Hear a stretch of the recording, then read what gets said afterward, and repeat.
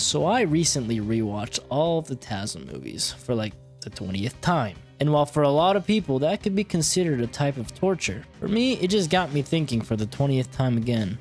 Damn, I really love these movies. People have always debated about who the best live-action Spidey is. It was mostly just a battle for first between Tobey and Tom, with Andrew being the undeniable worst Spider-Man in the eyes of most. Now, it's no secret that I love Spidey quite a bit. He's been my favorite superhero ever since I could read a comic book. And I remember back when I watched these movies in theaters for the first time, I walked out of there thinking, that is my Spider-Man.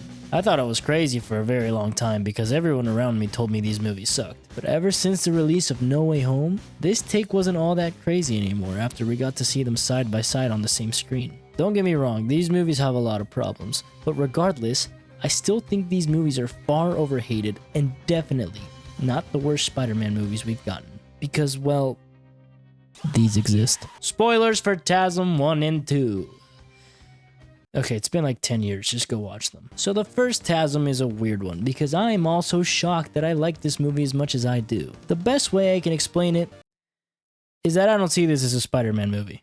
Sure, that's Peter Parker, and he can stick to walls, and he wears red spandex, but hear me out. The way I like to look at this movie is as if they just wiped everything we know and love about his character and created a completely new and fresh modern depiction of Peter Parker. People complain about Andrew's Pete being quote-unquote too cool, which, for starters, no, this kid is a dork. He can barely form a sentence when another human tries to talk to him. Now, would I necessarily like it if Peter was ripping through the school hallways on a skateboard? No, not at all. But if you tell me that this isn't the same Peter Parker I've known my entire life, then I don't really mind. It was 2012, every teenager wanted to be a skater. Not to mention, have you ever wondered why Tobey and Tom's swinging scenes are stiff and boring while Andrew's out here doing all these air tricks, giving us the best swinging scenes we've ever seen in live action? Well, that's because this dude is a skater. If Peter having a skateboard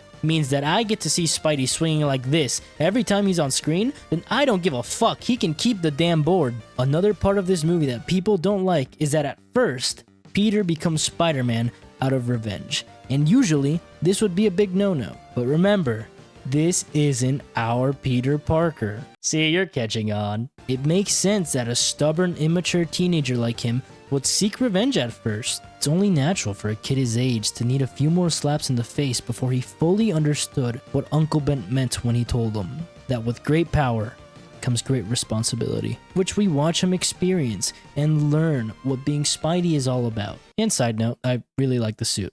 I think it's a clever concept, and it looks really cool. I could go on and on about Pete in this movie, but I think there's a lot of characters that are done really well and don't get enough recognition. One of my favorite characters in this movie is Flash. He's always been one of my low-key favorite characters because of how much depth he has. Down to his core, he's actually a really good guy, and he usually ends up becoming one of Pete's best friends in a lot of media. And I really like the way this movie portrayed that. At first, he gives Peter a hard time like usual, but as soon as word got around about Uncle Ben's death, Flash is the first person, even before Gwen, to go over and try to support him. I love that. I also don't see this depiction of Uncle Ben getting enough love. Him and Aunt May really do feel like a happy old couple being playful with each other and looking back at their youth and reminiscing about it. And with Pete, you could see how much Uncle Ben loved Peter and how hard he was trying to be a good father figure for him. The amount of joy he brought into their lives was so evident, so when he died, you could really feel it, which I think is a really important and underrated aspect that you need to nail whether you're making a new or old depiction of Spidey. And of course, there's Gwen. What can I say that hasn't already been said about Emma Stone's Gwen Stacy? Her chemistry with Andrew's unmatched. She's funny, she's dorky, she's just perfect, and I love this character to death. Overall, I really do understand why people do not like this movie, because as a Spider-Man movie, it's pretty bad, but I encourage you to watch or rewatch this movie from a different perspective, because when you do, I feel like there's a lot to love about it. As a completely new and different depiction of Spider-Man, I'd give TASM 1 a 7.5 out of 10. But obviously, let me just clarify, I know that if you take one objective look at this movie, it falls off a cliff and it's probably like a 2 out of 10, but I love this movie.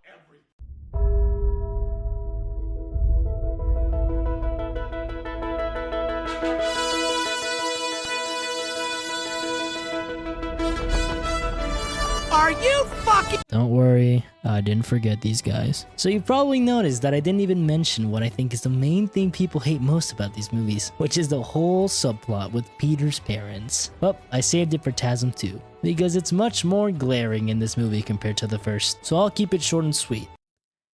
It's awful. There's no defending it. It's just bad. A lot of it just straight up doesn't make any sense. And I couldn't care less about who Peter's parents are because it shouldn't even matter in the first place. And since we're already on the topic of awful, I'm gonna go ahead and go on a bit of a rant here. This movie is a mess. That's no secret. Everyone has bashed and beaten this movie to death, and there really isn't anything new I can add to the conversation of how bad this movie is. Electro and Harry are laughable. While their chemistry is even better in this movie than the last, Gwen and Peter's drama can be pretty stupid sometimes. The forced setup for the Sinister Six, the wasted potential in Felicia's character, yada yada yada, I could go on forever. So I'm sure you're thinking, after saying all of that, how could I possibly still say that I love this movie? Well, it's simple.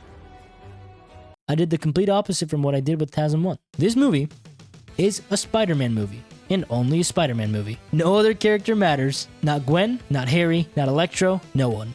Just Peter. This movie shows us the best Spider-Man has ever been in live action by a long shot. The way he fights, the way he swings, his quips, the charisma, the suit. Holy fuck, the suit! There is so little that can be done to improve this suit that I will confidently say that we won't get anything better than this ever. This movie is structured in a very unique way where we kind of just get a bunch of Peter montages where he's just going around being a friendly neighborhood Spider-Man with an absolute banger of a soundtrack. This scene where he helps this little boy fix up his science project was so good, and the fact that we later see how much impact that moment had in this boy's life, where he stood up to the Rhino when his hero was missing, oh my god, it is so good, and you won't find anything like that in all of the other Spider-Man movies. His relationship with New York is also a really important trait about Spidey that I feel needs to be shown sometimes, and I think it's done great here. The scene where he and all the firemen blast Electro with water and then proceed to celebrate together while he has a fighter helmet on, oh my god, it is still gold to this day. And even though I think killing Gwen will always be dumb and pointless, this scene still made me a bit emotional. Granted, it's mostly due to Andrew's performance, but my point stands. His relationship with May, the scene where he's upgrading his web shooters, look, you get my point. Under the big mess this movie created, there's so much good, and most of that good is quite literally the best we've ever gotten for any live-action Spider-Man movie. I won't lie, ignoring all the bad in this movie took a lot of rewatches. 20 fucking times. No, I was not joking. I've watched this movie 20 times. Looking at this movie objectively, I don't think I can rate it any higher than like a 4. But this movie really does have a special place in my heart. And while I would love to give it a 10 out of 10, even after 20 fucking rewatches, the parent plot still pisses me off. 2 points off, 8 out of 10. making the mother of all omelets here, Jack? On a more serious note, I think we're long overdue for a genuine Spidey movie or animated series. Enjoying these two movies takes a lot of mental gymnastics, and after Beyond the Spider-Verse, I think I'm gonna need a very long break from all the multiverse shenanigans. So with all the Iron Man stuff gone now, I have really high hopes for Tom Holland's Spider-Man 4, which I believe is set to start filming sometime soon. And while the new animated Spider-Man series also looks really promising, I think I know something that could be a little bit better. Marvel, please give the 90s series the X-Men 97 treatment, or at least reboot Spectacular. Please, I'm begging you!